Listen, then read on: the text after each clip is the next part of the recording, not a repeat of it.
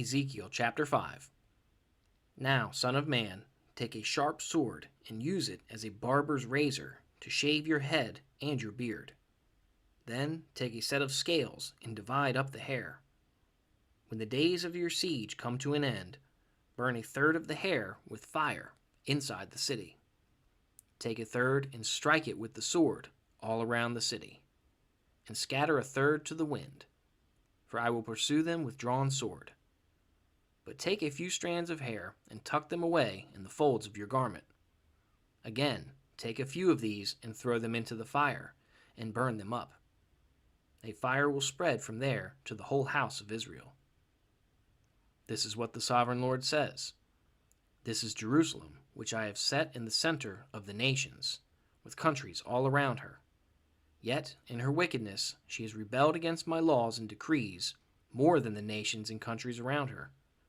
She has rejected my laws and has not followed my decrees. Therefore, this is what the Sovereign Lord says. You have been more unruly than the nations around you, and have not followed my decrees or kept my laws. You have not even conformed to the standards of the nations around you.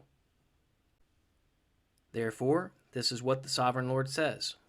I myself am against you, Jerusalem, and I will inflict punishment on you in the sight of the nations. Because of all your detestable idols, I will do to you what I have never done before and will never do again. Therefore, in your midst, fathers will eat their children, and children will eat their fathers. I will inflict punishment on you and will scatter all your survivors to the winds. Therefore, as surely as I live, declares the Sovereign Lord, because you have defiled my sanctuary with all your vile images and detestable practices, I myself will withdraw my favor. I will not look on you with pity or spare you. A third of your people will die of the plague or perish by famine inside you. A third will fall by the sword outside your walls. And a third I will scatter to the winds and pursue with drawn sword. Then my anger will cease, and my wrath against them will subside, and I will be avenged. And when I have spent my wrath upon them, they will know that I, the Lord, have spoken in my zeal. I will make you a ruin and a reproach among the nations around you, in the sight of all who pass by.